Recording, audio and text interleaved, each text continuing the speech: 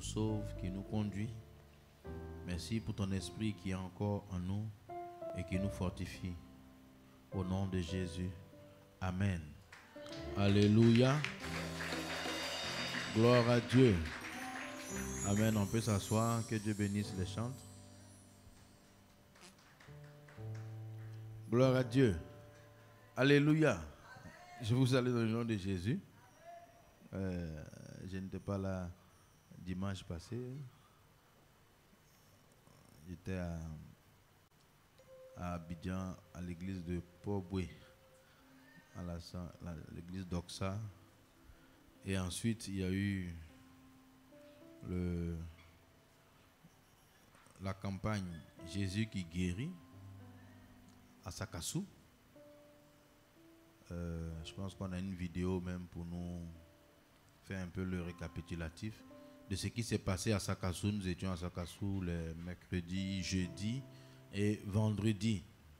Pour ceux qui savent, il y a le tour 931 mais ce n'est pas totalement le tour, c'est comme le tour, mais cette fois-ci c'est la campagne Jésus qui guérit, qui dans la même veine, c'est les mêmes personnes, mais c'est le nom qui change. Bon, parce que quand on disait 9, le tour 931, c'était 9, le 9 c'était 9 vagues ou 9 mouvements. Le 3, chaque fois qu'on partait, c'était 3 villes. Puis le 1, c'était un seul message. Donc quand il y avait le tour, il fallait absolument 3 villes pour rester dans le sens. Mais là, c'est 2 villes qui ont été visitées. Donc, c'est la croisade Jésus qui sauve, mais c'est toujours le concept du tour 931. Et Sakassou, en tout cas, j'avais de bons souvenirs parce que j'avais déjà été à Sakassou en 2003 ou 2004 comme ça pour une évangélisation déjà pendant la guerre. Et on a retrouvé Sakassou, je ne sais pas, 18 ans, 17 ans. 17 ans après. Et c'était bien.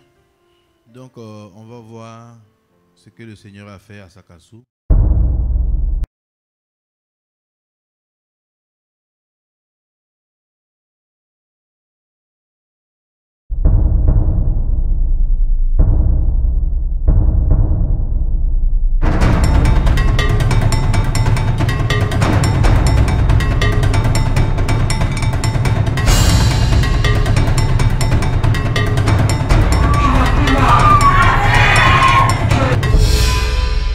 Je remercie le pasteur Mohamed Sanogo. C'est arrivé tout juste où on est en guerre. Parce qu'après, pendant les votes, c'est ça, il y a eu problème à Ouadabo ici. Dieu a tout fait et nous a envoyé quelqu'un. Je remercie Dieu. Nous sommes heureux de recevoir ce programme Jésus sauve. C'est une grande joie pour nous. C'est avec une grande joie que nous recevons un message de vie avec le pasteur Mohamed Sanogo à Sakassou. Malédiction! Malédiction! Envoie le feu! Envoie le feu! Envoie le feu! Envoie le feu! Envoie le feu! Envoie le feu!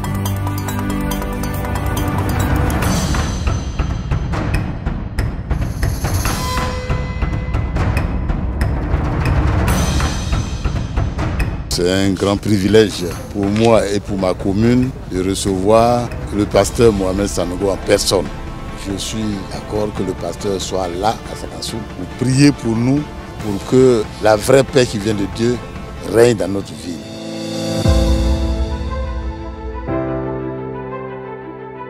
Depuis que vous êtes là, voilà, nous avons senti que vous êtes vraiment à Sakassou. Et tout à l'heure, j'ai reçu une visite de courtoisie de monsieur le pasteur. Nous avons parlé, ils ont prié pour nous. Nous sommes totalement satisfaits.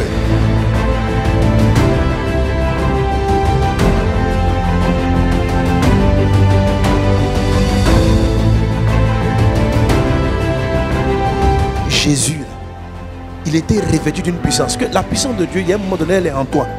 Et puis, si tu continues, elle vient sur toi. C'est ce sur-là qui fait la différence. C'est ce qui te permet d'opérer. Et c'est là que tu vas nous faire comprendre qu'en fait, beaucoup de gens fonctionnent avec la puissance en eux, mais pas sur eux. Depuis fort longtemps, nous attendons un enseignement Mais nous bénissons l'éternel Dieu pour la vie de son serviteur qui nous a apporté cet enseignement en ce jour. Après le départ de l'homme de Dieu, son équipe, je crois que la ville de Sakassou vraiment va changer, l'image de la ville va changer et je crois véritablement que les ministères seront impactés véritablement.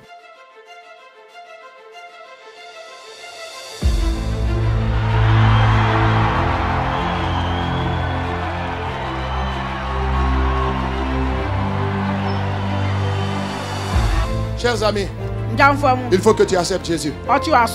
Acceptez Jésus. Au nom de Jésus, le feu.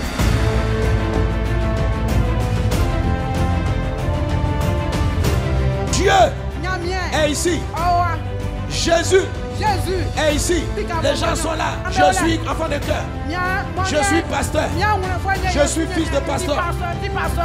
Mais ils sont encore dans l'alcool, dans la drogue, dans la cigarette. Ne te moque pas du sang de Jésus. Les enfants qui ne marchaient pas vont marcher. Ils vont commencer à entendre à parler. Jésus est en train d'opérer. Quelqu'un qui avait des bras paralysés est en train d'être guéri de la paralysie. Quelqu'un qui n'arrive pas à se redresser se redresse maintenant dans le nom de Jésus. Esprit infirme, esprit aveugle, esprit sourd, esprit muet, je t'ordonne au nom de Jésus. Va-t'en.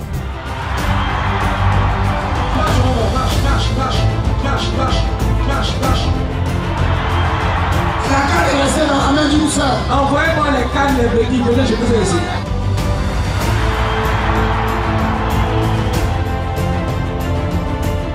Si quelqu'un a son témoignage de guérison, il peut encore venir. On va prendre encore quelques témoignages. Il était courbé. Et après la prière, son parent s'est rendu compte que l'enfant s'est redressé. Explique-nous, qu'est-ce qui s'est passé? Ah, ils sont brûlés. Maintenant, on arrive à l'hôpital, c'est venu trouver qu'un soignant, son bras est déplacé, le pôle est déplacé. Donc il est comme ça, il ne peut pas s'arrêter même. Mais on le prend sur vélo, soit en moto pour arriver. Attends, il ne peut pas s'arrêter, hein? Il ne peut pas s'arrêter.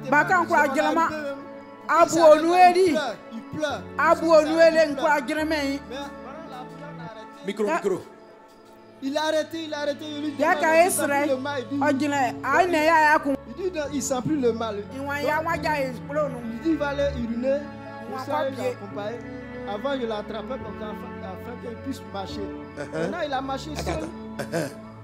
Donc j'ai trouvé que vraiment Dieu a déjà fait son travail. Je remercie le Seigneur dans le nom de Jésus. Avance. Comment tu t'appelles? Otiniel. Ça va, Otiniel? Qu'est-ce qui s'est passé? Tu as encore mal? La douleur est disparue. Tu te sens mieux. Jésus t'a guéri. J'ai eu un accident où tous mes nerfs étaient fouchus. Les os aussi étaient broyés. Et ça s'enflait. Chaque mois, ils vont retirer, extraire de l'eau dans mes jambes. Chaque mois? Chaque mois. Oh là là. Voilà. J'ai dit au Seigneur, je vais rester dans cet état. Je ne vais même pas aller au champ. Qu'est-ce que j'ai fait pour mériter cela? Et le lendemain, on dit qu'ils ont organisé une croisade ici. Et mes pieds étaient enflés. J'étais couché sur le banc. Et c'est comme il y a un vent qui a soufflé sur moi. Il y a un vent qui a soufflé. Un vent qui a soufflé. Il avait une béquille. Le Seigneur a opéré le miracle.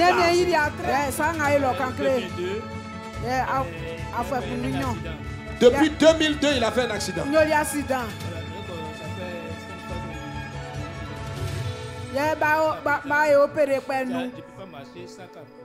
Depuis 2002, il ne pouvait pas marcher sans la canne. Aujourd'hui, quand vous avez fait, vous avez dit de jeter le béquille. Le béquille, j'ai jeté. Je lui ai dit de jeter la béquille. Il a jeté la béquille et il marche sans béquille. Le Seigneur a opéré le miracle. Et elle entend clairement maintenant. Tu pleures, ma fille. On se moque pourquoi? C'est depuis quand tu n'entendais pas bien? Quand tu étais petite. Et aujourd'hui, qu'est-ce qui s'est passé? Et qu'est-ce qui s'est passé? Tu entends bien? Sylvia. Sylvia. Oui. Sylvia. Oui. Lève la main droite.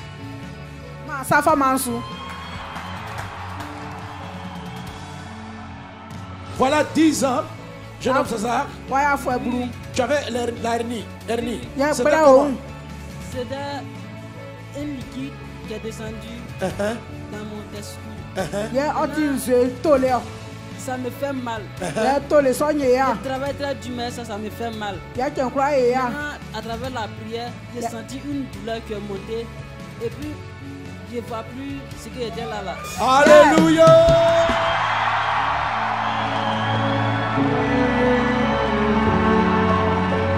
Qui veut suivre Jésus? Qui veut marcher avec Jésus? Qui veut se repentir de ses péchés?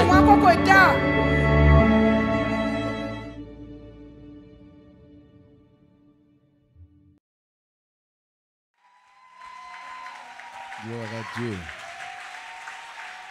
Amen.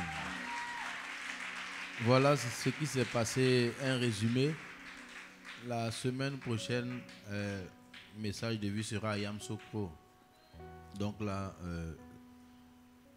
on encourage vraiment ceux qui peuvent aller suivre, participer, c'est une bonne chose.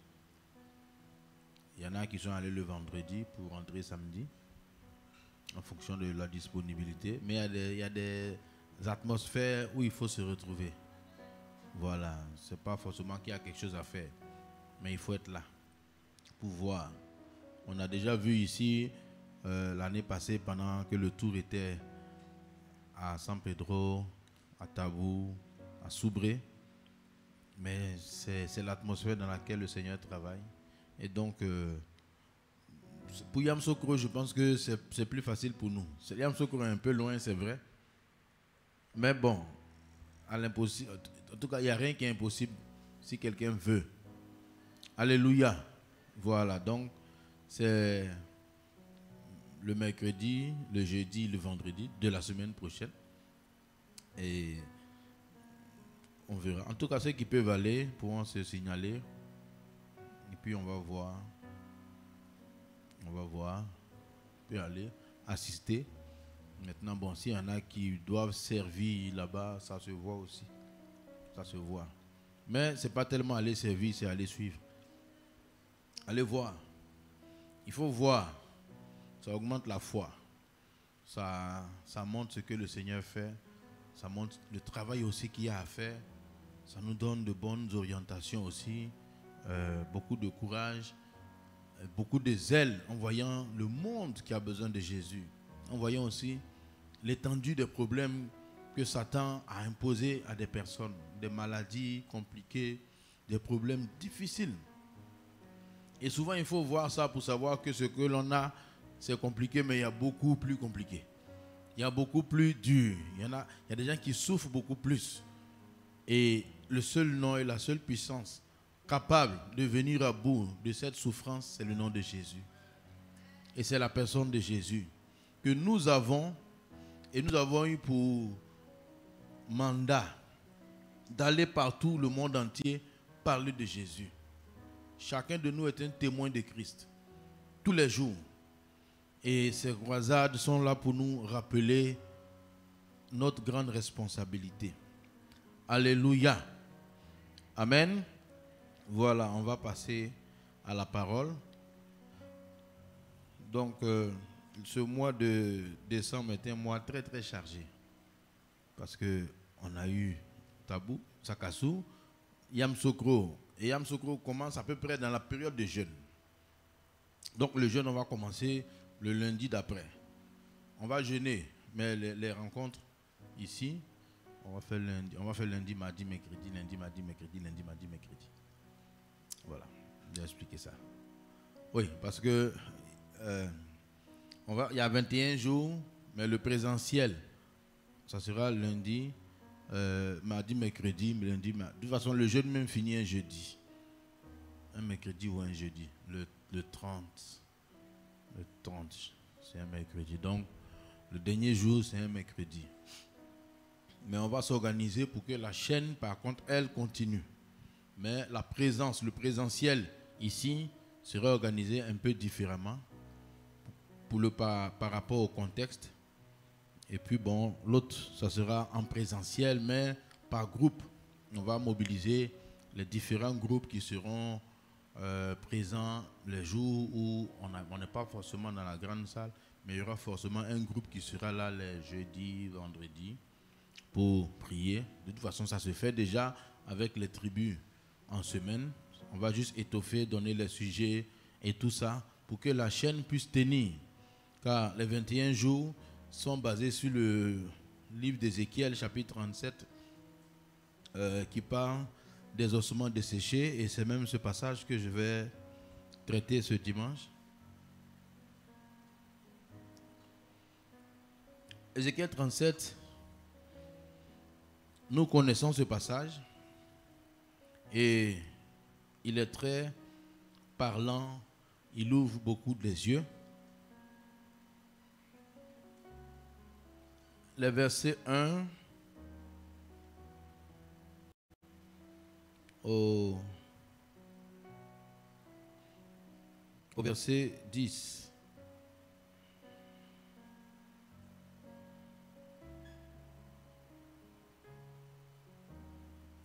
Bon, on peut aller même au verset 15, mais les versets 1 à 10 décrivent déjà.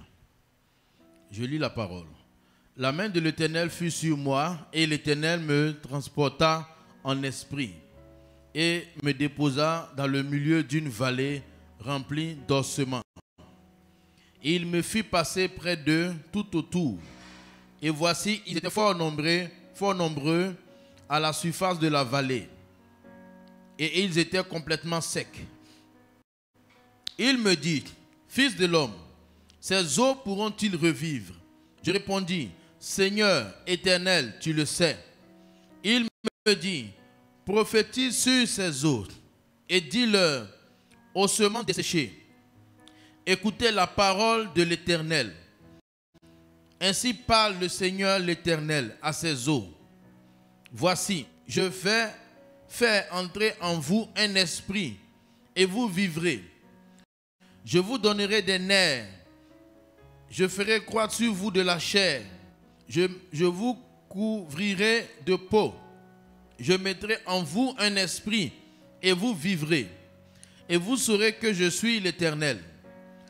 Je prophétisais selon l'ordre que j'avais reçu. Et comme je prophétisais, il eut un bruit. Et voici, il se fit un mouvement. Et les eaux s'approchaient les uns des autres.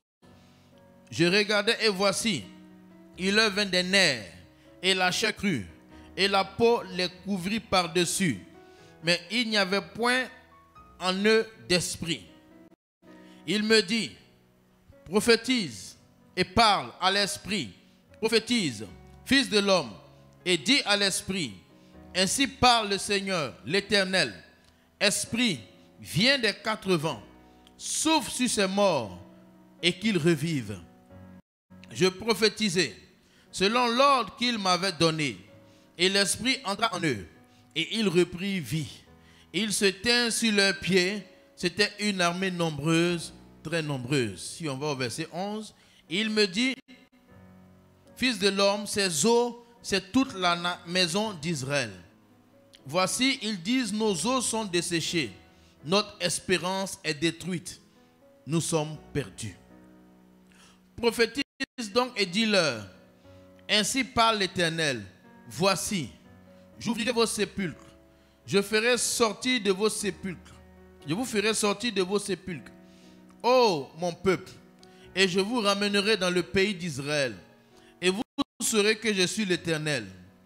Lorsque j'ouvrirai vos sépulcres et que je vous ferai sortir de vos sépulcres, ô mon peuple, je mettrai mon esprit en vous et vous vivrez. Je vous rétablirai dans votre pays et vous saurez que moi, l'Éternel, j'ai parlé et agis, dit l'Éternel. Alléluia. Ce passage parle de la nation d'Israël qui avait été, à cause de leurs fautes et de leurs péchés, disséminée dans le monde entier. C'était une vision que Dieu donnait à son serviteur. Mais Israël, pour ceux qui connaissent l'histoire, après des milliers d'années, hors de ce peuple, de ce territoire que Dieu avait donné à Abraham, ils y avaient habité. Le diable était entré. Ils se sont séparés en 12 tribus, en 10 tribus et 2 tribus. 10 tribus, c'était Israël, et Juda avait Benjamin et Juda, qui étaient restés au royaume de Juda et au royaume d'Israël. Et ils étaient attaqués constamment à cause de leurs fautes et de leurs errements, à cause des mauvais comportements. Et ce qui devait arriver est arrivé. Ils ont été encore attaqués et déportés. De notre temps, ici, il y a eu l'esclavage. Les colons venaient pour nous rendre esclaves. Du temps d'Israël, lorsqu'un peuple avait la victoire sur un autre, il le prenait et il l'envoyait dans d'autres pays. Il le disséminait pour casser tout. Parce que quand il va dans un autre pays, il perd sa langue, il perd ses coutumes, il perd tout. Et Israël a été dispersé. Juda aussi a été dispersé. Mais Juda, de laquelle est sorti Jésus, qui est le lion de la tribu de Juda, cette tribu a pu revenir 70 ans après, avec la prière de Daniel. Mais Israël, non. Ils sont toujours dans le monde dispersé. Mais Juda est revenu. Et c'est là qu'en 1948, il y a eu la reconnaissance de l'État d'Israël. Vous voyez? De l'an combien? L'an 370, l'an 100. Et c'est en 1948 qu'ils sont revenus sur leur territoire. Et c'est là qu'on comprend le conflit qu'il y a aujourd'hui, parce qu'ils sont revenus prendre ce territoire et les Palestiniens étaient déjà là. Ils disent c'est leur terre. Israël dit non, c'est notre terre parce que Dieu l'a donnée à Abraham. Mais nous, en tant que chrétiens, nous savons que c'est la terre que Dieu a donnée et c'est pour ça qu'ils sont repartis. Et donc, l'image, c'est quoi? Ils étaient totalement dispersés dans tout le pays. Il y avait aujourd'hui, les Juifs même sont partout. Il y a des Juifs allemands, il y a des Juifs suisses, il y a des Juifs... Ils parlent les langues des pays dans lesquels ils sont. Il y en a même en Éthiopie, de Salomon et la reine de Saba, qu'on appelle les Falachas. Eux, c'est des Juifs. Ils ont la peau brune maintenant. Mais ils se sont retrouvés parce que les coutumes sont reparties. Même quand il y a eu une étude récente, même à l'ouest, la tribu de Dan, à l'ouest, les gens s'appellent les Dan, et la tribu de Dan même vivait dans les montagnes, et apparemment c'est des descendants qui sont retrouvés quelque part aussi à l'ouest de la Côte d'Ivoire, selon plusieurs études. Il y a une déportation, et aujourd'hui ils sont en train de chercher. Mais il y a un peuple qui est revenu. Et le Seigneur maintenant parlait à Ézéchiel avant. Il y avait eu déjà le trouble. Et il lui montrait ce qui allait se passer. Maintenant, si on quitte d'Israël pour venir à nous, est-ce qu'il y a dans nos vies des situations qui peuvent ressembler à celle-là? Ou par erreur, volontaire ou involontaire, les choses se sont tellement détruites, mélangées, il n'y a plus de vie, tout est disloqué. De sorte que c'est devenu comme des os desséchés, sans chair, ni veine, ni nerfs, ni vie. Il y a des situations qui peuvent être malades. Le corps peut être malade. Le foyer peut être malade. La situation sociale peut être malade. La relation peut être malade. Beaucoup de choses peuvent être malades.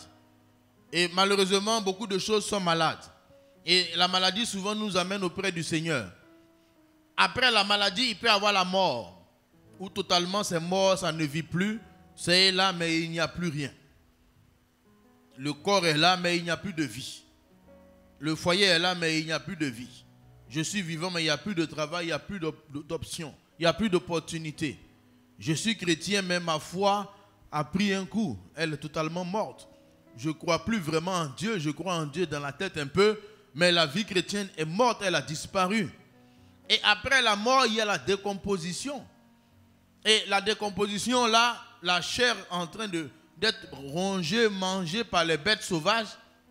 Et il reste les os. Vous voyez, c'est une mort qui a duré. C'est une mort qui a fait des années, décomposée, pourrie, divisée, et les os maintenant se séparent. Humainement parlant, il n'y a rien qu'on puisse faire. La médecine, quand elle peut, s'attaque au vivant. Le médecin essaie de maintenir en vie quelque chose qui est malade. Mais lorsque la chose meurt, la médecine ne peut rien faire que dire aller enterrer. Jésus a réussi souvent à ressusciter des morts. Mais ici, ce n'est même pas que la mort, c'est la sécheresse et la dispersion. C'est encore plus compliqué. Ça s'est tellement installé dans le temps. Ça a tellement été progressif que plus personne n'a d'espoir. Ça a duré. Et le Seigneur prend Ézéchiel et il le transporte en esprit. Et il l'amène vers cette vallée et il voit ses ossements secs. Comme il peut prendre quelqu'un d'entre nous et le transporter en esprit ou amener sa pensée vers une situation totalement desséchée. Et demander cette question après l'observation: Fils de l'homme, ces os pourront-ils revivre? Enfant de Dieu, cette situation, ta propre vie, ou est-ce que ça peut revivre? Quelle question? Et là, Ézéchiel,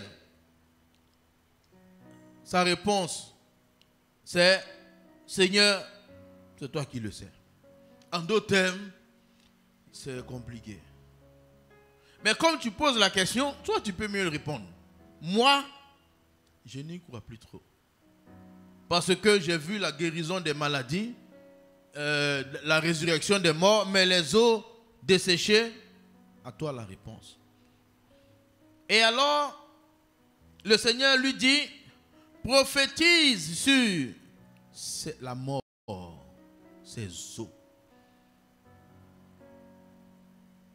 Parle à la situation desséchée. Voyez là, c'est un autre niveau. C'est le niveau où la vie est partie et il dit: parle à ce qui est mort. Et dit: ossements desséchés, écoutez ce que Dieu va dire. Il parle à des os. Ossements desséchés, écoutez. Il parle à une situation. Il parle au chômage. Il parle à la sécheresse financière. Il parle au célibat. Il parle au mauvais caractère. Il parle à des choses auxquelles on ne parle pas habituellement. Il n'est pas en train de prier pour demander quelque chose à Dieu. Il est en train de parler à une situation. Bien sûr, étant en accord avec le Seigneur, qui dit ici: parle à une situation. Bien aimé, il y a beaucoup de fois on doit prier et il y a des fois on doit parler à des situations. Il y a des fois il faut parler à une situation. Il y a des fois il faut parler à un problème. Il y a des fois il faut parler à quelque chose qui a perdu vie. Et il dit: parle sur ces eaux. Comprenez? Et c'est pour ça que le Seigneur a pris Ézéchiel en esprit. Parce que si mon esprit n'est pas cerné et saisi par le Seigneur, je ne peux pas accepter de parler à une situation. Ma conception de la vie ne peut pas accepter que je parle à quelque chose. La conception veut que je prie le Seigneur pour qu'il vienne faire quelque chose. Mais le Seigneur me dit ici, je suis avec toi, parle à la situation. Il y a des fois, on dit, Seigneur, viens dans la situation. Le Seigneur dit maintenant, parle à la situation. Et moi, je veux dire, Seigneur, viens agir dans la situation. Il dit, j'ai commencé à agir, on va le faire ensemble. Je te dis de parler à la situation. Il faut que l'esprit de l'homme soit calibré, changé pour accepter de parler à des eaux qui sont secs. Alléluia. Si mon esprit n'accepte pas, c'est difficile. Si mon esprit n'est pas calibré, je ne peux pas parler à quelque chose qui a duré. Je ne peux pas parler à un caractère mauvais qui m'habite depuis des années. Car bien souvent, on doit parler à son cœur. Ça paraît insensé pour dire, parle à ton cœur, parle à mon cœur qui est impatient, parle à mon cœur qui a des pensées qui ne glorifient pas Dieu. Je dis, Seigneur, délivre-moi des pensées mauvaises. Et il y a des fois, le Seigneur dit, parle à tes pensées, parle à ton cœur, parle à ta façon de voir. Pourquoi? Mais parce que c'est un terrain desséché. Parce qu'aucune vie ne sort. Tout est sécheresse, tout est mort. Et le constat est là, on pleure, mais les larmes ne règlent pas. Prophétise. Et tu leur diras, ossements desséchés, écoutez ce qui va se passer.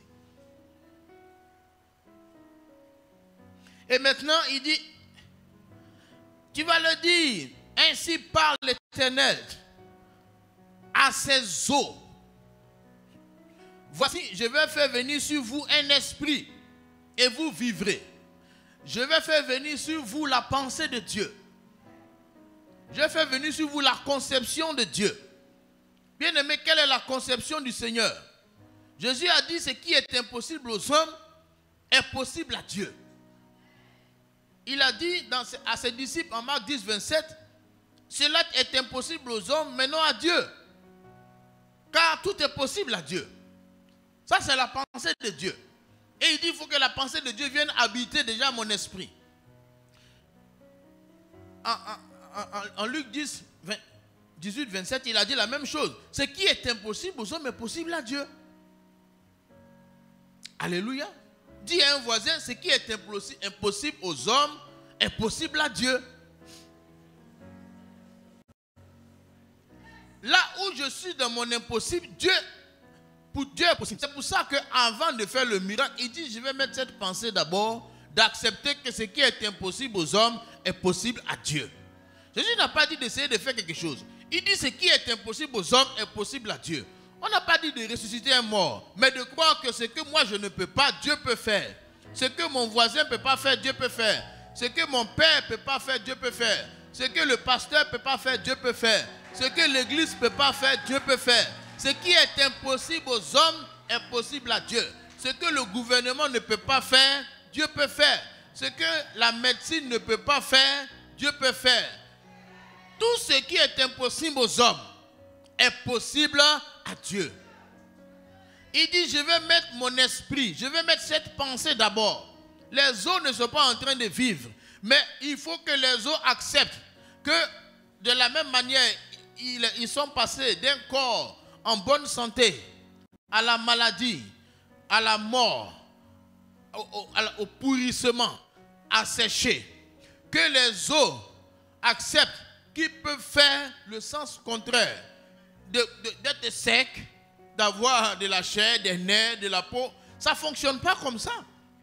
On naît, on grandit, on meurt, on est enterré.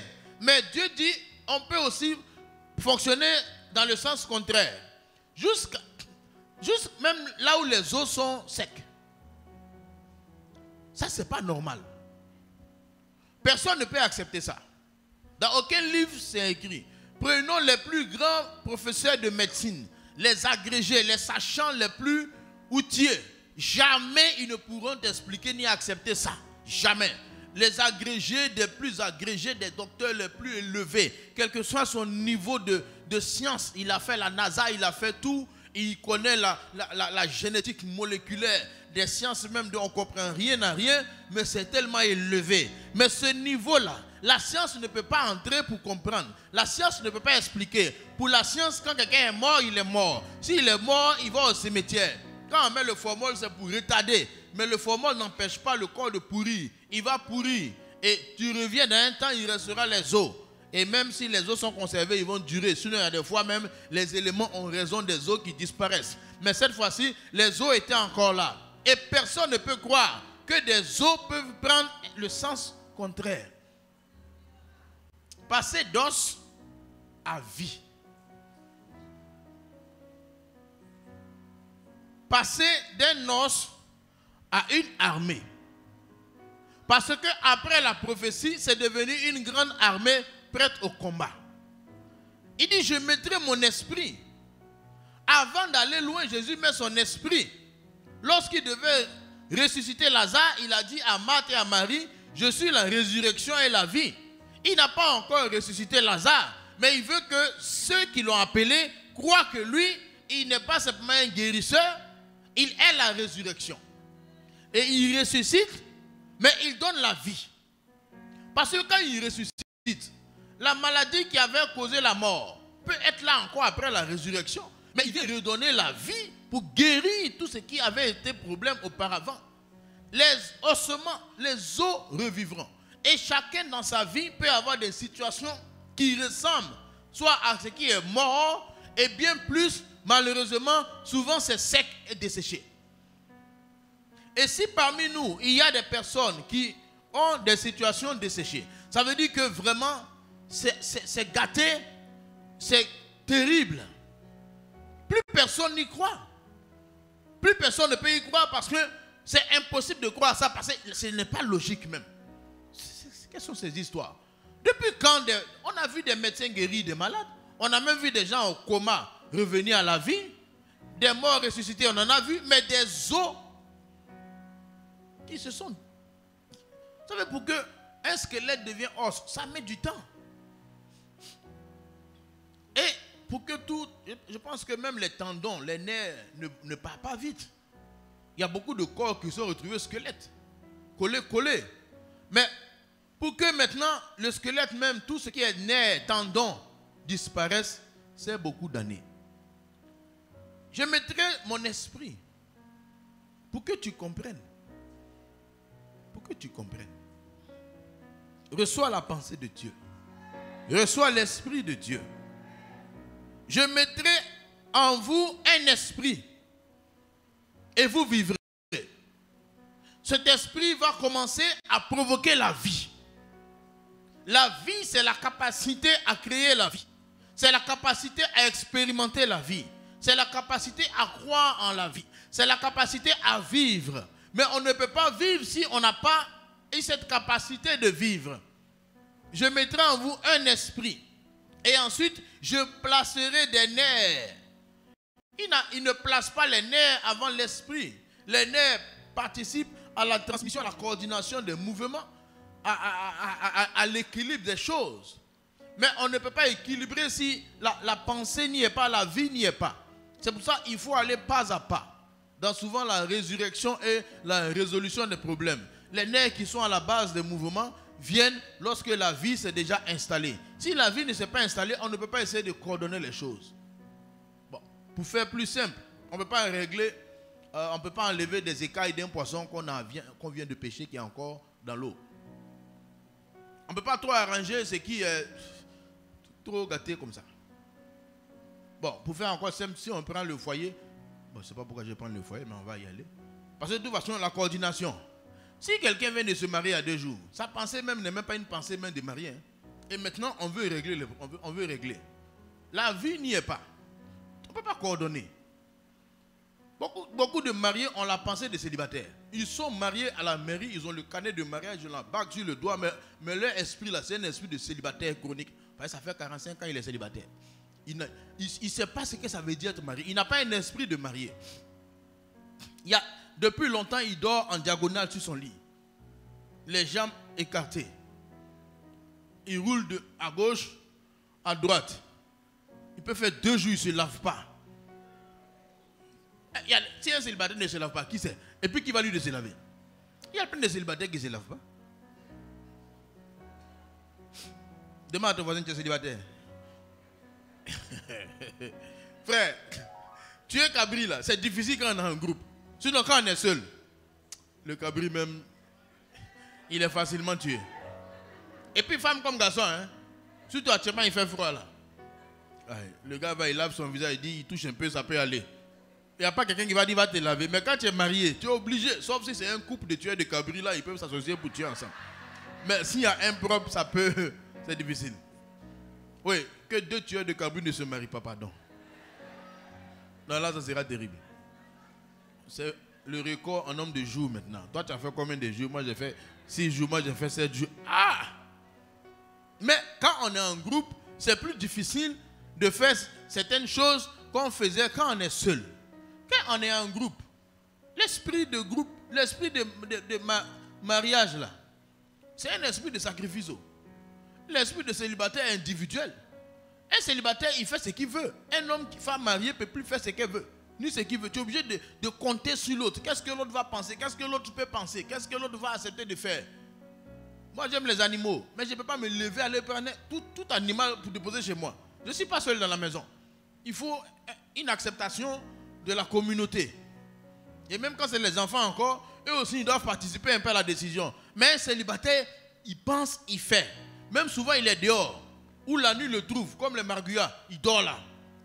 Oui, un célibataire peut sortir, il dort chez son ami. Personne ne lui demande après lui. Mais si tu es quelque part, tu ne peux pas aller et puis dormir et puis dire c'est pas grave. Et on t'attend. On s'inquiète. Mais pour un célibataire, personne ne s'inquiète. Vous comprenez? Donc il y a l'esprit de célibataire et puis il y a l'esprit de marié. Donc quand Jésus dit, Dieu dit, je vais envoyer un esprit de résurrection, il faut comprendre que c'est une façon de penser qui est différente de la façon de penser qu'on a eu jusqu'à présent. Beaucoup ont l'esprit de la défaite. Beaucoup ont l'esprit de la mort des choses. L'esprit de l'impossible en eux. L'esprit de difficulté en eux. L'esprit de raisonnement. Beaucoup ont un esprit de raisonnement. Beaucoup ont un esprit d'impossibilité. Beaucoup ont un esprit de pitié sur soi. Beaucoup ont un esprit de dureté. J'ai dit, avant toute chose, il faut que je mette mon esprit. Il faut que je mette. Il n'a pas dit que quelqu'un n'a qu'à fabriquer l'esprit. Lui-même, il va mettre. Alléluia. Je mettrai. Que Dieu mette son esprit en toi au nom de Jésus. Que l'esprit de résurrection entre dans ta vie. Que l'esprit de résurrection soit dominant en toi. Parce que quelqu'un qui a l'esprit de résurrection, dans sa pensée, sa façon de voir la vie est différente de quelqu'un d'autre. Ils peuvent se ressembler, marcher ensemble, se promener ensemble, dormir ensemble, mais ils n'ont pas la même façon d'espérer. La Bible dit comment ça s'appelle? Romains chapitre 4, verset 17. Quelqu'un qui avait l'esprit de la résurrection, selon ce qu'il est écrit, je t'ai établi père d'un grand nombre de nations. Il parle d'Abraham. Il est notre père devant celui qui a cru, devant celui auquel il a cru. Dieu, qui donne la vie aux morts et qui appelle les choses qui ne sont point comme si elles étaient. Espérant comme toute espérance, il crut. Voici l'Esprit de Dieu dans un homme. Il dit, il est notre Père devant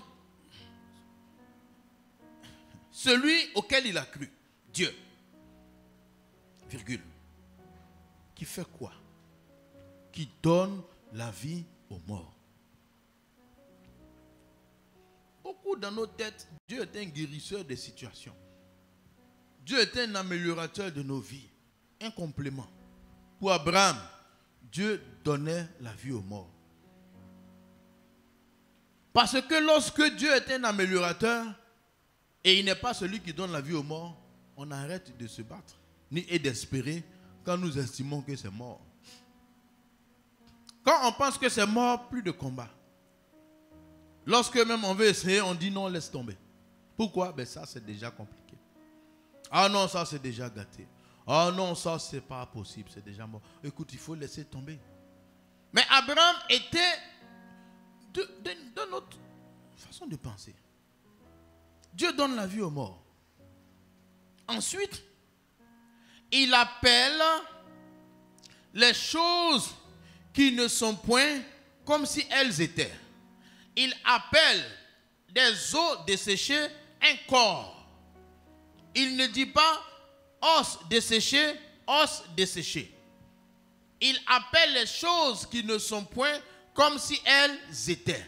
Il donne un autre nom aux situations. Quand l'esprit de résurrection vient, on n'appelle pas un chat. On appelle un chat un lion. Alléluia. Oui. Tu dis, voici mon lion. Voici le chat qui sort. On dit, quelles sont ces histoires? Parce qu'il y en a qui disent que même si le lion a maigri, il ne ressemble pas à un chat. Mon frère, mon lion qui ressemble... Voici le lion qui est là. Il appelle les choses qui ne sont pas comme si elles étaient. Si tu n'as pas l'esprit de résurrection, tu vas dire non, c'est un chilion. Alléluia. Quelqu'un qui appelle les choses qui n'étaient pas comme si elles étaient, il est dans une galère, galerisée, et il dit, je m'appelle Prosper. On dit Prosper, il dit Prosper.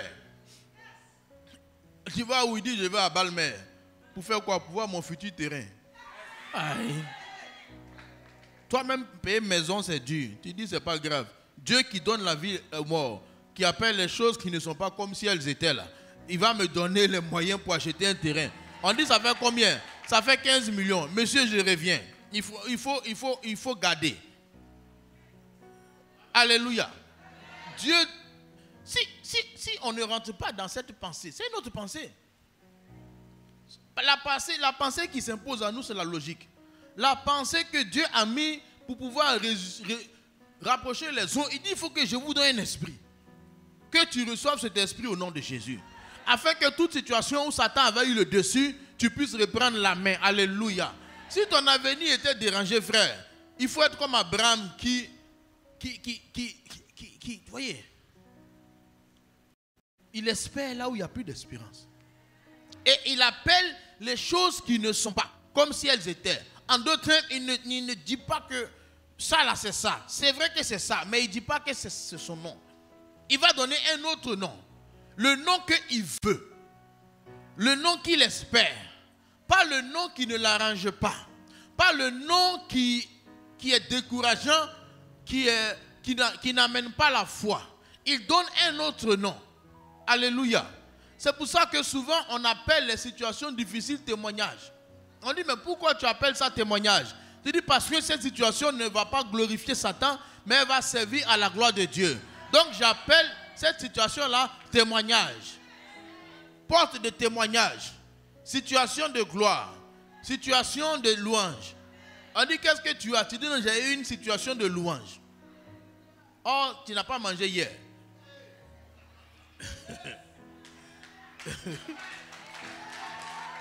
Frère, un homme qui n'a pas mangé hier, on dit il a faim. Toi tu dis c'est situation de louange. Parce que le jour où je vais manger, ça sera très sérieux. Certainement que je vais inviter plusieurs personnes. Donc ce qui est comme un problème, il faut changer le calibrage de nos pensées. Il dit avant qu'il se lève, je vais changer l'esprit. Que Dieu change l'esprit de quelqu'un au nom de Jésus. Alléluia. Frère, on était allé jusqu'à des eaux secs. Donc je ne sais pas où nos situations sont arrivées. Mais Dieu a pris l'extrême de l'extrême. Des eaux desséchées. Des situations terribles. Des situations des plus inespérables.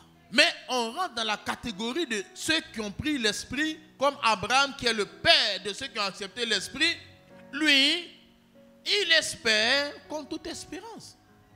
Et il appelle les choses qui ne sont pas comme si elles étaient. Dieu qui donne la vie aux morts. Avant que Ézéchiel commence à prophétiser, il fallait que Ézéchiel ait cette pensée qui domine son esprit.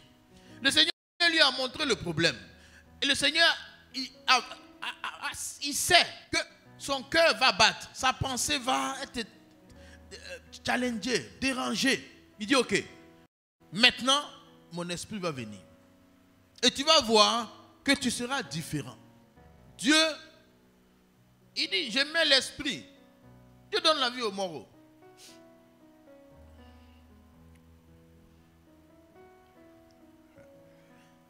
pour Abraham en sorte qu'il devienne père d'un grand nombre de nations. Il n'est pas devenu père d'un grand nombre de nations simplement. Son esprit a été changé d'abord. Maintenant, quelqu'un dira, comment je change mon esprit? Moi, je vais te dire, ce qui est impossible aux hommes est possible à Dieu. Puisque c'est possible à Dieu, il faut laisser Dieu va faire.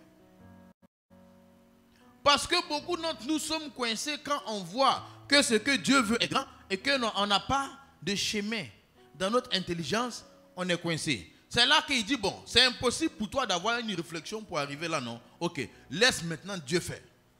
Là où l'homme est bloqué, Dieu prend le relais. Là où l'homme arrive dans l'impossibilité, il doit maintenant laisser la possibilité se manifester. Les eaux là, comment ça peut? Dieu dit, ok, ça ne peut pas, non? Accepte que je peux. Dieu n'a pas dit qu'il faut essayer de coller les eaux. Il n'a pas dit qu'il faut essayer de retrouver quel est os de qui. Il faut croire que moi je peux faire. Maintenant, quand tu vas croire, tu vas faire un acte de folie aux yeux des hommes. Tu vas t'arrêter devant un crâne, un cou et parler à un os. Ça, c'est comme la folie. Parler à un os. Seigneur, ça, c'est quoi ça? Mais ça, c'est un niveau. Parler à une situation. Une situation où je ne peux plus. Vous savez, ce n'est pas tout qu'on peut régler par explication. Ce n'est pas tout. Il n'y a pas un enseignement pour tout. Il n'y a pas tout. On va enseigner comment faire pour ressusciter, comment faire. Oui, il y a des fois on dit comment. Il y a des fois, il n'y a pas de comment. Comment, on ne sait pas. Mais ce qui est sûr, ça peut se rassembler. Mais comment ça va se faire? Je ne sais pas trop. Mais Dieu peut. Et ce qui a, pour venir à Abraham au verset 19, ensuite on revient à Ézéchiel. Comme Abraham a eu la pensée que Dieu donne la vie aux morts, il est entré dans un niveau de foi. Où il a dit, il ne pouvait plus faiblir dans la foi. Sans faiblir dans la foi, il a changé sa conception des choses. Il ne considéra plus que son corps était déjà usé. Son corps était usé, n'avait plus de force pour concevoir, mais il n'était plus au niveau de faire confiance à son corps. Mais il était au niveau de faire confiance à celui qui a fait la promesse. Alléluia. Ça, c'est un autre niveau où il y a la réalité sur terre et il y a la vérité de la pensée de Dieu. Il y a la réalité que je vis et il y a la vérité que Dieu a proclamée. Il y a la vérité que je vis par rapport à la situation financière. Il y a la vérité que Dieu a proclamée. Il y a la réalité que je vis par rapport à comment j'aime Dieu. Comment je n'arrive pas à prier. Comment je n'arrive même pas à avoir la crainte. Et il y a la vérité que Dieu a déclaré que moi je vais le servir et ma vie va témoigner que par moi il va faire de grands miracles. Il y a la réalité que je suis timide, je ne peux pas parler à des foules. Il y a la vérité que Dieu dit je serai un grand prédicateur. Voici, mais il n'a pas considéré sa timidité. Il n'a pas considéré le fait qu'il n'y ait pas de parole. Il n'a pas considéré ça. Il a considéré ce que Dieu a dit. Et non seulement lui, son corps était limité, mais malheureusement, la femme aussi avait un corps limité. Sarah. Sarah avait, selon la science, la ménopause. La ménopause s'explique de manière tellement logique et on t'explique que c'est plus possible. Il n'y a plus de route d'ovule, ni de... Non, madame, c'est pas possible. L'utérus, tous les organes là, ils sont morts. Vous pouvez vivre et fonctionner, mais là, c'est mort. Mais c'est dans cette étape de mort que lui croit que Dieu peut remettre en marche toutes ces choses-là. Alléluia. Et il ne douta point. Il n'a pas laissé l'incrédulité prendre le dessus. Parce que l'incrédulité, c'est la force qui vient s'opposer à la promesse du Seigneur. Mais il fut fortifié par la foi, donnant gloire à Dieu. Alléluia. Gloire à Dieu. Focalisant toujours sa pensée sur la parole et la pensée et la promesse. Et célébrant Dieu de l'impossible. Célébrant Dieu du grand miracle. Célébrant le Dieu des grandes possibilités. Il donne gloire à Dieu. Il ne regarde pas son corps. Il ne regarde pas le corps de la femme. Il ne regarde pas la situation logique. Il sait que Dieu donne la vie à ce qui est mort. Donc si c'est mort, ça peut revivre. Si ma foi est morte, elle peut revivre. Quand on dit que Dieu donne la vie aux morts, c'est à tout. Il ne faut pas trier. Tout. Tout ce qui est mort, qui devrait vivre, pour que ça aille. Si c'est mort, ça peut vivre. Ou, que dis-je, revivre. Et il était dans une attitude de glorifier le Seigneur. Car il avait la pleine conviction que ce que Dieu promet, il peut aussi accomplir. Dieu promet qu'avec lui, ce qui est impossible peut devenir possible. Donc ce que Dieu a dit, il peut l'accomplir. Ce qu'il promet, il peut l'accomplir. Ce que Dieu a promis, il peut l'accomplir. Ce que Dieu a dit, quand la Bible dit qu'il a promis, c'est ce que Dieu a dit. Et que moi je prends ça comme une promesse. Je n'ai pas besoin qu'il vienne murmurer dans mon oreille. Il ne faut pas attendre qu'il y ait une murmure dans l'oreille pour dire que Dieu m'a dit, ou une pensée dominante qui vient dans le cœur. Si c'est écrit, ça me concerne. Ce qui est écrit est écrit. C'est écrit, ça me concerne. C'est une promesse et je me l'approprie. Je m'approprie que les eaux desséchées peuvent revivre. Je m'approprie cela. J'accepte. Et maintenant, je suis à la recherche d'os desséchés. Parce qu'ils vont revivre au nom de Jésus. Je suis à la recherche des situations desséchées dans la vie de moi, mais les proches, tout ce qui est autour. Il faut que je trouve les eaux secs là. Parce qu'il y a une promesse qui dit que ils peuvent revivre. Et j'ai accepté cette pensée. Et quand j'accepte la pensée et que je sais que Dieu peut donner la vie aux morts, bien, je sais que je vais parler maintenant aux ossements desséchés. Je me souviens une fois, on parlait avec un couple qui était marié depuis des années et qui n'arrivait pas à avoir d'enfants. Et ils ont croisé des serviteurs, des associés, des pasteurs Karambiri qui étaient venus avec son groupe.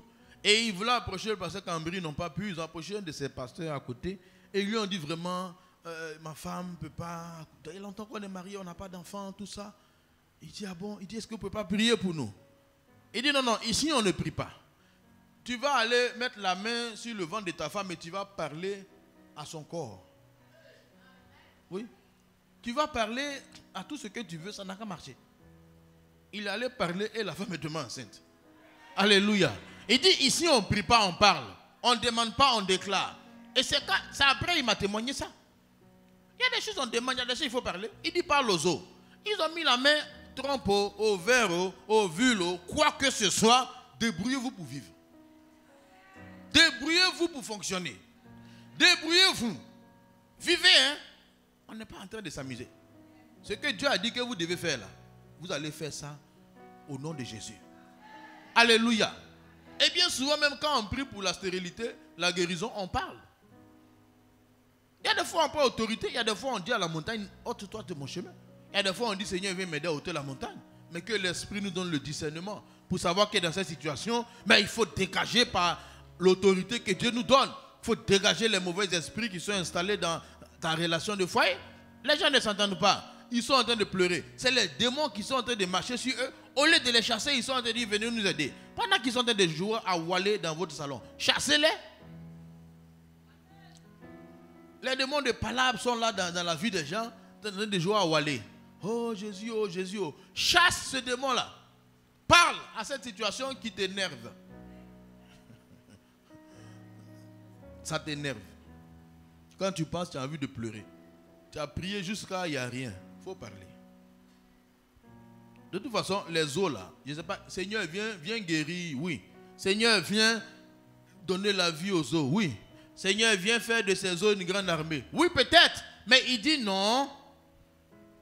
Parle à ces eaux. Je placerai sur vous des nerfs et je ferai pousser la chair. Je vous recouvrirai de peau. Et maintenant, je mettrai en vous un esprit à eux. L'esprit de vie dans les eaux. L'esprit sur Ézéchiel et l'esprit sur les eaux. Et vous vivrez, vous reconnaîtrez que je suis l'Éternel. Vous comprenez?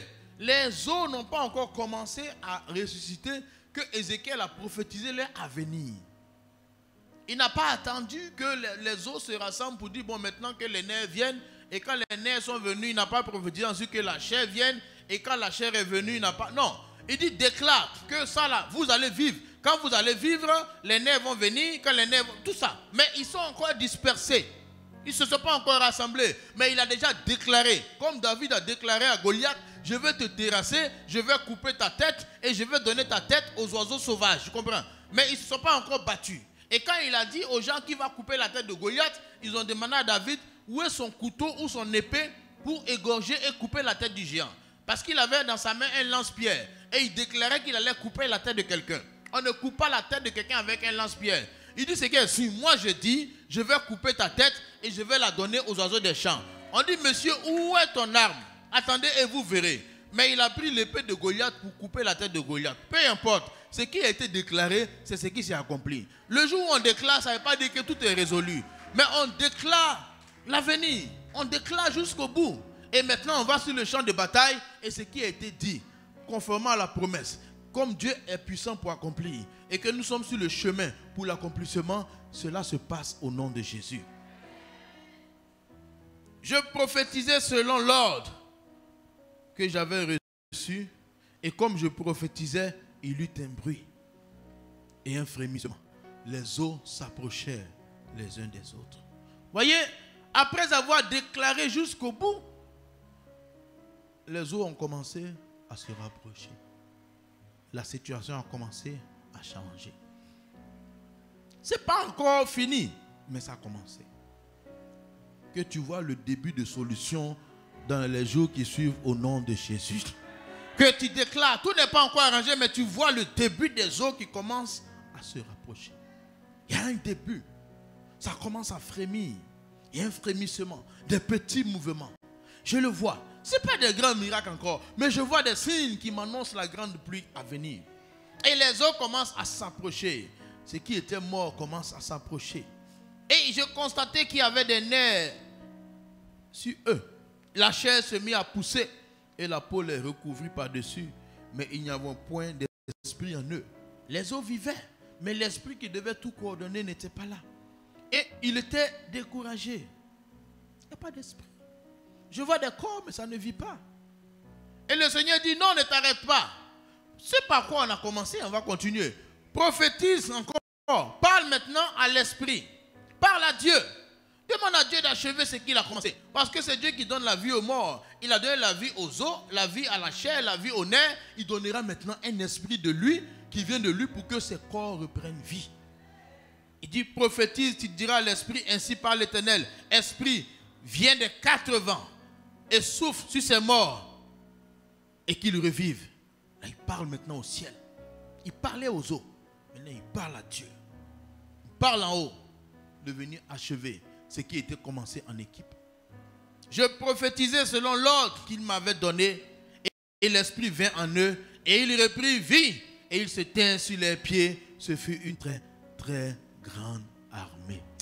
Très, très nombreuse. Alléluia.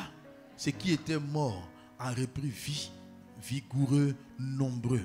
Que cela soit ton partage dans le nom de Jésus. Ce qui est mort peut reprendre vie. Ce qui est mort peut reprendre vie. Que l'esprit et la pensée de Dieu entrent en nous. Comme c'est entré Abraham qui a cru que Dieu donne la vie aux morts. Que on appelle les choses qui ne sont pas comme si elles étaient. Et ça peut se passer. Nos yeux voient une chose, Dieu dit autre chose. Ce qui est impossible à ma personne est possible à Dieu. Bien souvent, on veut que les gens viennent nous aider, oui. Mais si quelqu'un vient m'aider, que ma pensée n'est pas plus élevée que sa pensée, c'est difficile. Quand bien même Dieu voudrait permettre à Ézéchiel de faire ce miracle, il ne pouvait pas le faire sans sa collaboration. Il fallait qu'Ézéchiel soit d'accord. Il faut que tu sois d'accord. Mais ça ne veut pas dire que tu vas faire. C'est Dieu qui va faire. Dieu dit sois d'accord. Moi je le ferai.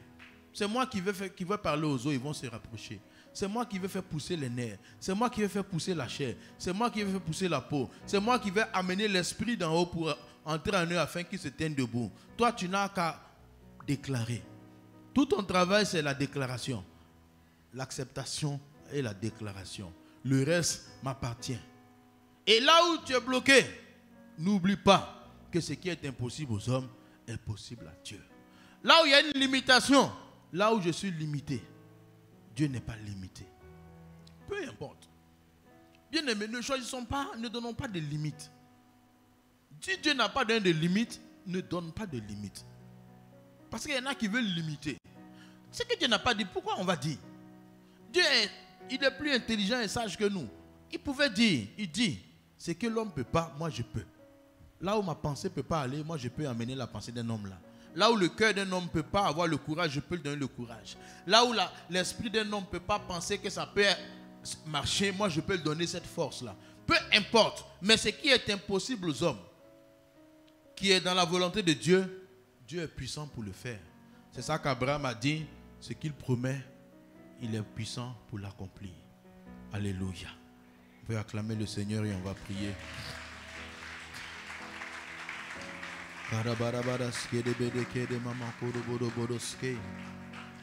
Parlons au Seigneur, parlons au Seigneur, parlons au Seigneur, parlons au Seigneur.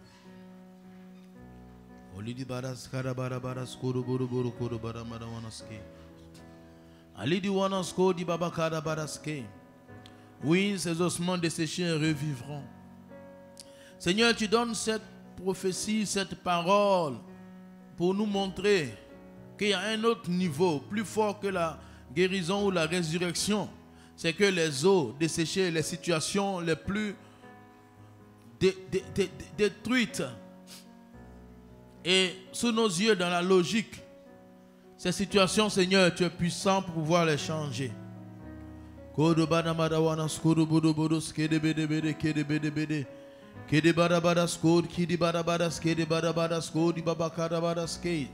Ali di wanasko di baba kada bada bada mana wanaske. Ali di wanasko do bodo bodo ske de bébé ke de badasko. Ke de baba kada wanaske. Que la vie de Dieu entre dans les cœurs et dans les corps. Que l'esprit de Dieu vienne en nous. Que l'esprit de vie et de résurrection vienne en nous. Que l'esprit de la résurrection et de la vie vienne en chacun de nous. Que l'esprit qui nous fait croire, accepter que Dieu donne la vie aux morts. Et il appelle les choses qui ne sont pas comme si elles étaient. Oui, il dit, je mettrai en vous mon esprit. L'esprit qui dit que ce qui est impossible aux hommes est possible à Dieu. L'esprit qui nous fait croire, accepter que Jésus est la résurrection et la vie. L'esprit qui fait croire à l'apôtre Paul que tout est possible quand Dieu est la force. Seigneur, viens et sois notre force aujourd'hui et pour toujours. Tu connais les vies, les situations par lesquelles l'ennemi est passé. Les démons sont entrés, ils sont en train de distraire, de déranger la vie de plusieurs. Ils ont fait sécher les situations, ça a séché. Et personne ne croit maintenant à la résurrection. Mais tu déclares que ces eaux peuvent revivre. Et ce qui était juste l'occasion de pleurs devient une occasion de témoignage grand et glorieux. Seigneur, merci pour ta grâce. Merci pour ta faveur. Merci pour ta bonté. Merci Seigneur parce que au travers de la prière de chacun, tu mets dans la bouche, Seigneur, les paroles de vie, les paroles de vie. Que personne ne pleure devant la situation, mais qui commence à déclarer que la vie est possible. La vie est possible. Oui, ces eaux peuvent revivre, ces eaux peuvent revivre. Les situations les plus téméraires, Seigneur, par ta grâce, par ta bonté, ton esprit et ta pensée peuvent revivre. Les situations de sécheresse spirituelle peuvent revivre. Les situations de sécheresse financière peuvent revivre. Les situations de sécheresse dans la relation de foyer et d'amitié peuvent revivre. Les situations de sécheresse dans les couples peuvent revivre. Les situations de sécheresse au niveau des idées, de la création, de beaucoup de choses qui manquent peuvent revivre et peuvent devenir une grande armée qui combat à la victoire totale et parfaite.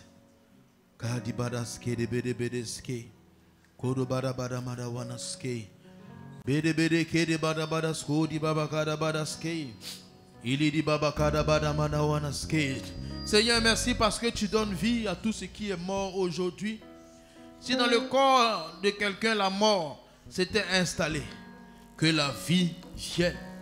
Que la vie qui donne la guérison, que la vie qui donne la résurrection, que la vie qui donne le rêve, la vie qui donne la santé, la vie qui vient d'en haut, la vie qui réorganise tout ce qui avait été désorganisé, et la vie qui va au bout de son action, quel soit le partage de chaque personne présente, et même ceux qui suivent par les réseaux sociaux en ligne. Recevez la vie là où vous êtes, là où l'ennemi avait pris le dessus. Jésus vient et redonne la force et la vigueur. Jésus vient réécrire une nouvelle histoire. Jésus vient annoncer un nouveau départ. Oui, ce qui est mort reprend vie. par la puissance de Dieu. Seigneur, merci pour ta grâce et pour ta faveur. Merci pour ta bonté. Au nom puissant de Jésus. Amen. Alléluia.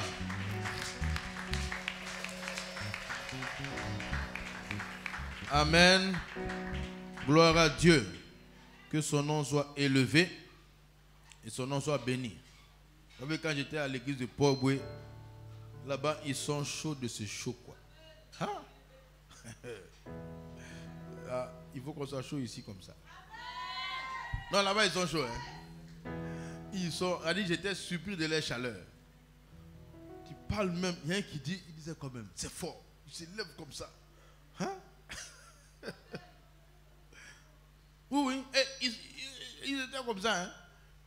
Ils sont debout. Toi-même, tu dis, ah, mais bon, c'était pas mal parce que ça fait que tu as le prédicateur chose motivée. Et je pense que ça motive aussi ceux qui viennent d'arriver de voir que les anciens croient en ce qui est dit.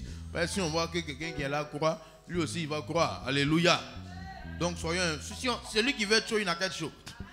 Et quand tu veux être chaud, il ne faut pas regarder ton voisin.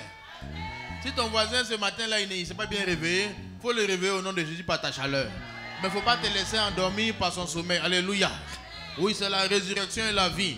Ce n'est pas le contraire. Alléluia. Chacun va ressusciter son voisin au nom de Jésus. Souvent, c'est un qui est chaud et puis il chauffe l'autre. Et puis il chauffe l'autre. Et puis ça devient contagieux. Amen.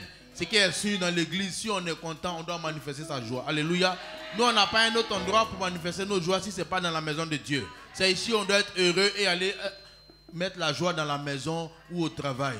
Donc ici, soyons libres et heureux. De toute façon, nous les Africains, on aime le bruit.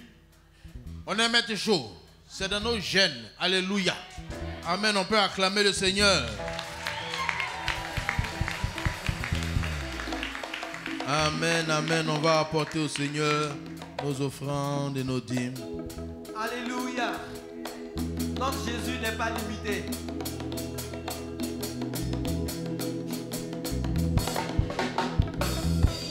N'est pas limité. On n'est pas limité. Le cœur avec moi. On n'est pas limité. Jésus n'est pas limité. On n'est pas limité. Jésus n'est pas limité. On n'est pas limité. On n'est pas limité.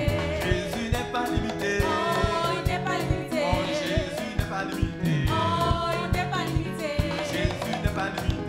On n'est pas limité. Mon Jésus n'est pas limité. On n'est pas limité. Mon Jésus n'est pas limité. On n'est pas limité. Mon Jésus n'est pas limité. On n'est pas limité. Mon Jésus n'est pas limité. On n'est pas limité. Mon Jésus n'est pas limité. On n'est pas limité. Mon Jésus n'est pas limité. On n'est pas limité.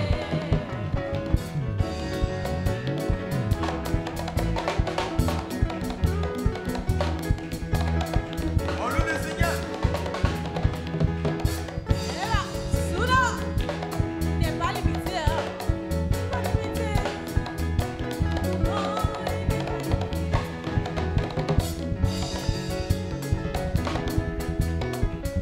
Alléluia. Seigneur, merci pour les offrandes. Et nous voulons apporter l'offrande spéciale. Nous allons apporter par rapport à la résurrection ce matin l'offrande de 1000 francs ou de 2000. Nous avons besoin que nos sentiments ressuscitent. Nous avons besoin qu'une situation des plus mortes ressuscite. Nous avons besoin que l'incrédulité passe et que la foi tienne. Partout nous avons besoin. Nous allons apporter cette offrande spéciale, 1000 francs ou 2000, ou plus selon ce que Dieu met à cœur à chacun. Mais nous allons parler sur cette offrande-là. Pour des miracles spéciaux, il faut des offrandes spéciales. Il y a la vie que Dieu donne tous les jours, c'est l'offrande ordinaire. C'est pour dire merci. Mais il y a des semences pour le futur. Il y a des offrandes qui sont comme des prières. Il y a des offrandes qui sont comme des prédications, qui sont comme des proclamations. Et c'est comme ça, c'est ça qu'est l'offrande spéciale. C'est une déclaration. L'offrande ordinaire, c'est merci. L'offrande spéciale, c'est je déclare, je crois, j'invite, j'appelle la résurrection. dans le travail que je fais.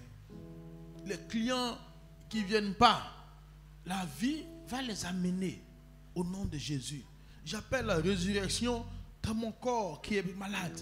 La vie va venir donner la santé. J'appelle la résurrection dans toute relation, dans toute chose qui est partie. Mais Dieu donne la vie aux morts. Et chacun va prier par rapport à cela. Et croire que ce que Dieu promet, il est puissant pour l'accomplir. Seigneur, merci pour l'offrande spéciale, pour la résurrection et pour la vie. Pour ce qui est sec, totalement sec, qui est mort et depuis des années, mais dont le rêve ne nous a point quittés. Mais nous étions sans voix, sans espérance, sans espoir. Aujourd'hui, tu mets devant nous cette lueur d'espoir. Et par cette offrande, nous disons oui à ta promesse et à ta parole. Et nous la donnons parce que nous croyons. Et nous savons que ce que tu promets, tu es puissant pour accomplir. Et que dès les temps qui vont venir, nous verrons des débuts, des frémissements qui nous démontrent que tu es à l'œuvre. Merci Père pour cela. Au nom de Jésus. Amen. Amen. On peut apporter l'offrande spéciale. Pour ceux qui ne savent pas, c'est l'offrande spéciale que nous faisons. Après la deuxième offrande, les enveloppes sont disponibles. 1000 francs ou 2000 ou plus, selon ce que Dieu met dans le cœur de quelqu'un. Mais ce sont des offrandes de semences, de prophéties. Et il y a des témoignages que nous recevons de plusieurs personnes. Le temps viendra où on prendra les témoignages. Oui. Enfin, où on va expliquer les témoignages. Mais il y a beaucoup de choses que Dieu a fait et continue de faire dans la vie de plusieurs. Rien que par cette prophétie, cette déclaration. Seigneur, merci pour ta grâce, pour ces offrandes spéciales qui sont bénies dans le nom de Jésus. Amen. Voilà, nous allons rapidement passer à une autre étape. Donc, nous avons vu la vidéo du tour de la croisade de Jésus qui sauve. Nous serons à Yamoussoukro. Et les 21 jours de jeûne et de prière. C'est 21 jours. Mais nous ne serons pas ici tous les 21 jours. Mais chacun doit pouvoir faire les 21 jours. Alléluia. Jeûner est une bonne chose. Donc on aura ici, puisque ça commence mercredi ou bien jeudi. Bon, jeudi on sera vraiment à Sakassou. Donc on va commencer ici à Yamoussoukro. On va commencer ici en présentiel lundi. Mais jeudi on commence. On va organiser avec les tribus, les trios et tout ça pour venir faire dans la cour. Et puis le lundi, là on sera dans la salle et on aura aussi les sujets et tout ça. Parce qu'il y a des sujets de prière aussi qui doivent venir. Et le thème du jeûne, c'est Ézéchiel 37, les ossements desséchés qui doivent revivre. Alléluia. Un peu ce que nous avons introduit ce matin. Et donc, ça vient à point nommé dans le jeûne aussi de permettre que ça marche. Parce que ce n'est pas un petit combat. Les os desséchés, ce n'est pas que Dieu ne peut pas faire. Mais c'est nous-mêmes là. Pourquoi c'est Dieu? Sinon Dieu n'est pas ingrédient, Dieu croit. Mais nous, on a été trop dérangés par beaucoup de situations. Il y a des problèmes pour croire. Mais Dieu dit que les eaux desséchées peuvent reprendre vie. Alléluia. Et ils reprendront vie au nom de Jésus. Donc, le lundi prochain, ça fait le 14, c'est ça? Ouais, c'est 14, 15, 16. Bien. Oui, parce que mercredi, samedi 12, dimanche 13, lundi 14, mardi 15, jeudi 16. Là, lundi, mardi, mercredi. Voilà, lundi, mardi, mercredi. Lundi, mardi, mercredi, lundi, mardi, mercredi. Lundi, mardi, mercredi. Les autres jours, ça ne sera pas ici en plénière, ça sera organisé différemment. Mais c'est une occasion pour nous d'être plus forts pour recevoir de Dieu ce qu'il doit nous donner. Amen. Voilà, nous voulons recevoir maintenant, si nous avons des invités ce matin, des bien-aimés dont c'est le premier culte ici à l'église Vasonnaire de San Pedro. On veut acclamer le Seigneur. C'est nos invités peuvent se tenir debout. Alléluia. Voilà, soyez les bienvenus, soyez les bienvenus. Soyez les bienvenus, on continue à acclamer le Seigneur. Pendant que vous restez debout, nous avons un chant pour vous dire bienvenue pendant que vous restez debout. On y va.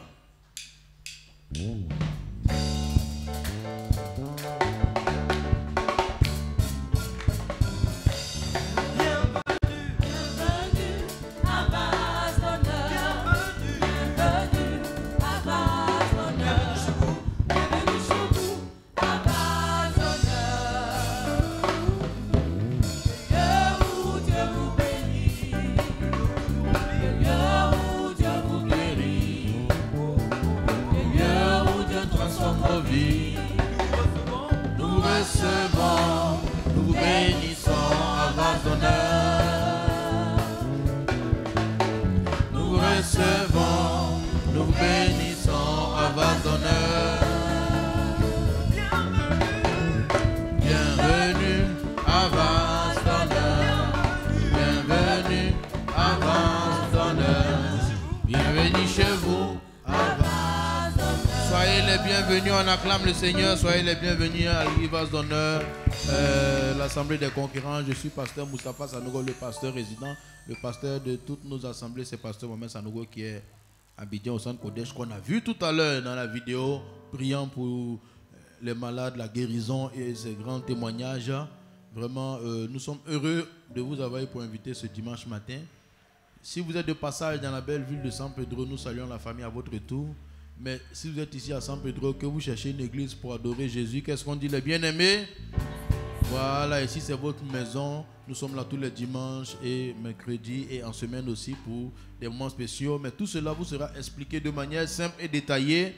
Et pour cela, on va simplement vous demander de prendre vos affaires et de suivre les deux bien-aimés, Kwaku François et Edwige Kesei. Et dans la cour, Madame Gueux Suzanne, on acclame le Seigneur pendant qu'il les rejoint au lieu du cocktail. On continue à acclamer le Seigneur.